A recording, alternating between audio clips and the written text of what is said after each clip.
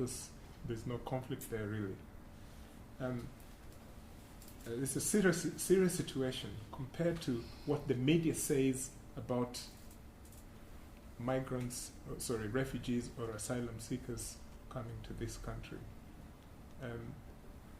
We all know that some of the media are not painting a bad picture, they're giving the correct information. But the Daily Express and Daily Mails of this world, if you're a fan, I'm sorry, you're in trouble. Because, in fact, when I wrote that play, Did You Come by Boat, I thought a lot how to maybe use a title which could sort of, give a character of Daily Mail as some sort of human being, just the Daily Mail newspaper, and just think about everything and just slag off Daily Mail, because I can never see anything good about this newspaper, even though very good people read this newspaper, Many thousands of good people read the Daily Express, for example. Sometimes I buy the Express so that I get the other side of the story, because you have to be objective. But the thing is, when you look at the numbers of refugees and asylum seekers in Africa, in places like Kenya, for example, over 350,000. At Kakuma, in the north of Kenya, initially I think they said that the United Nations wanted this camp to take not more than 30,000 people. I can't remember the exact figure. And the place is overflowing. And I don't think that would happen in this country because of obvious reasons. But Germany, for example, has more refugees than the UK. Always has had more, even 10 or 20 years ago. But the policies of the UK government, whether it's Labour or Conservative, are always trying to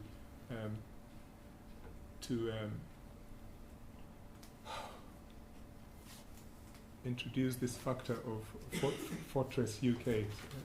Sometimes people say Fortress Europe, but the UK is in itself becoming a fortress.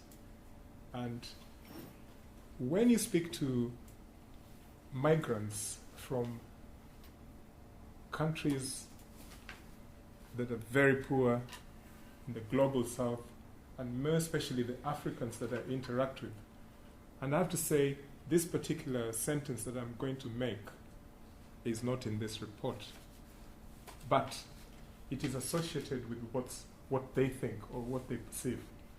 Okay, I am from Africa. I am an asylum seeker. Do you really think they want me here as an asylum seeker? I had a different story from an African who has lived in this since she was very young in this country. And she said, no, wait a minute. I agree with the Daily Mail or the Daily Expresses in this world, because only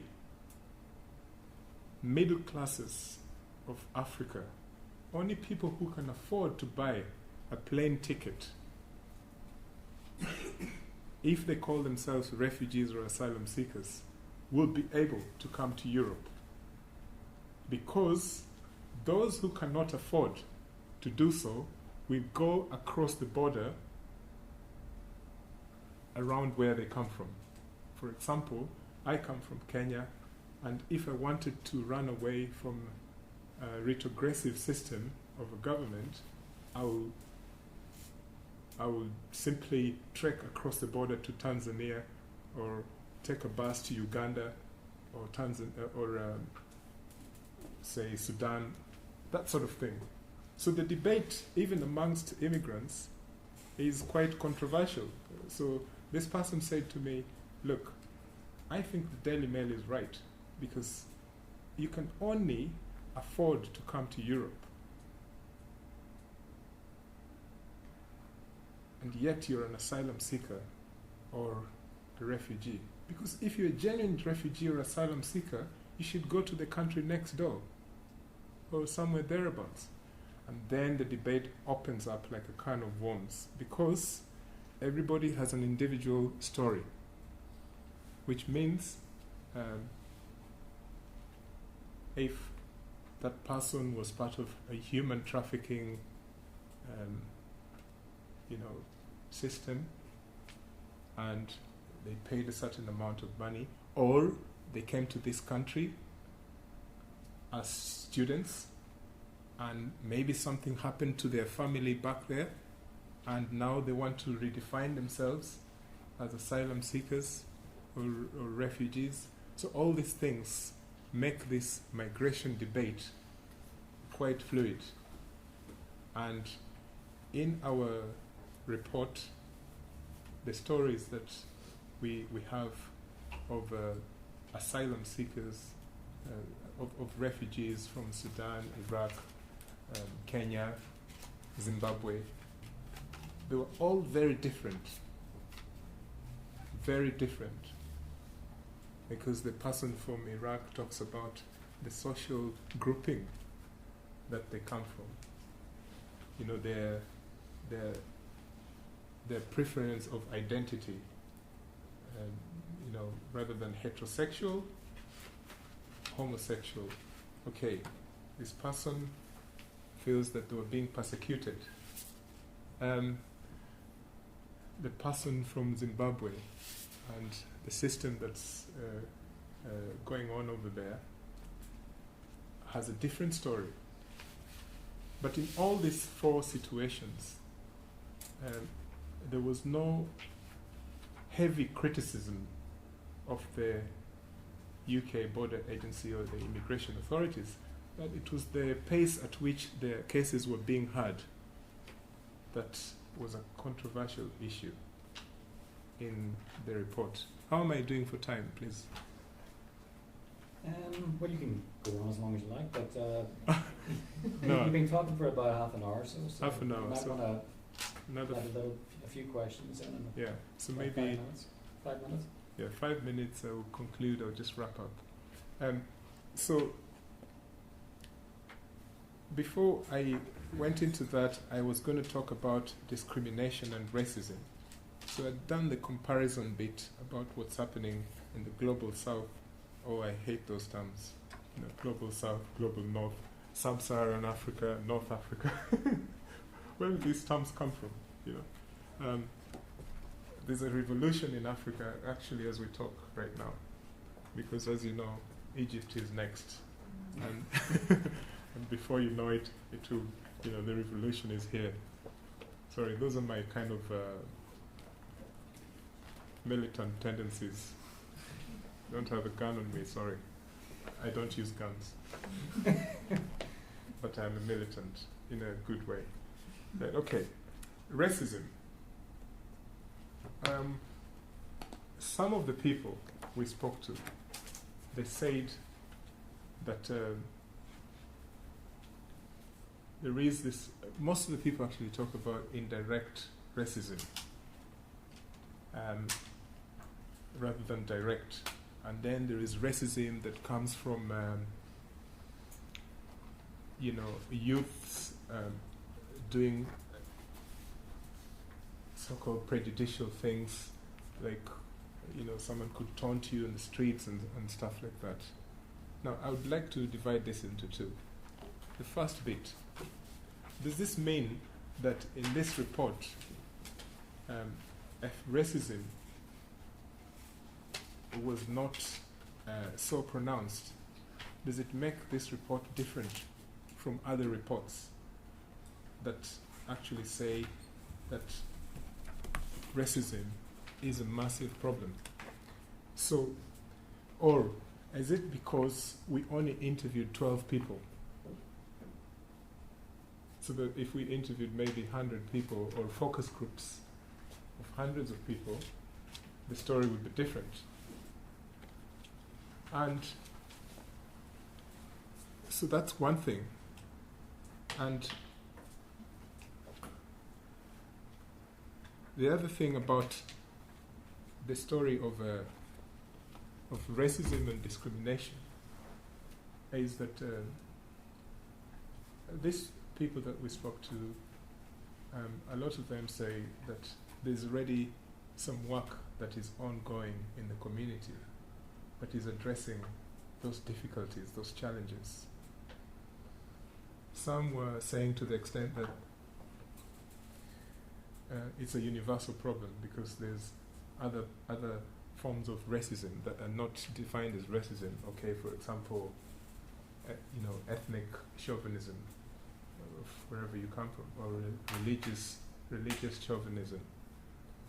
My religion is better than yours, or you could do better. Okay, so, and then that is taken in a practical way, where, for example, you can't get a job or get physically attacked. So some of the people in this report, I have to say independently that I felt that if the numbers were big, you have to take the bullet. What I was trying to say is, if the numbers were more than 12, I think from my previous research experience, maybe the content on the issue, on the subject of racism and discrimination would have slightly been different.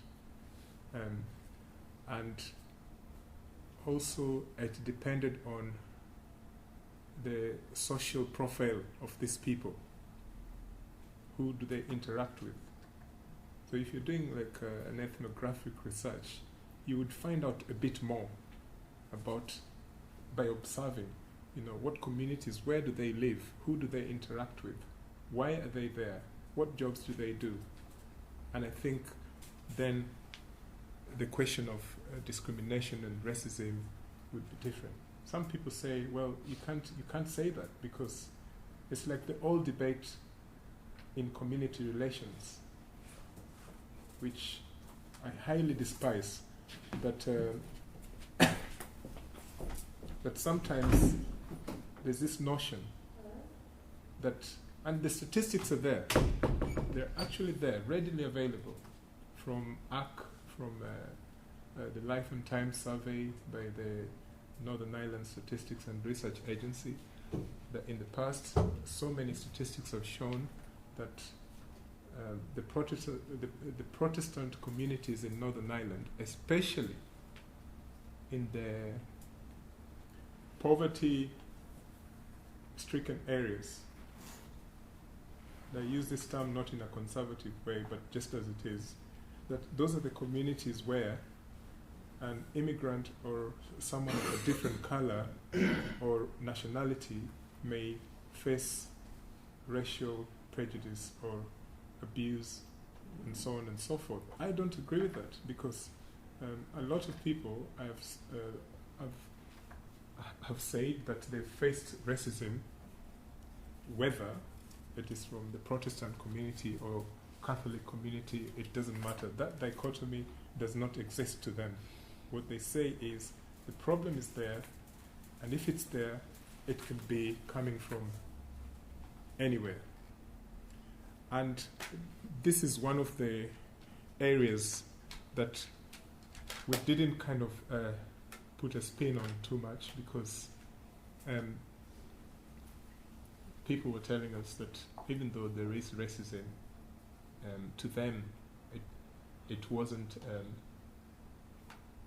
as severe as in other cases. So I'll just end there by saying that I think there's a lot of question marks in the report than answers. And if that's the case, you can just start bombarding Stephen with emails and get answers, or we can open up a debate and we see what happens. Can I thank, on your behalf, Ellie, for a really fantastic overview of the research and for his presentation and all of those questions. You've been fantastic. So, thank you.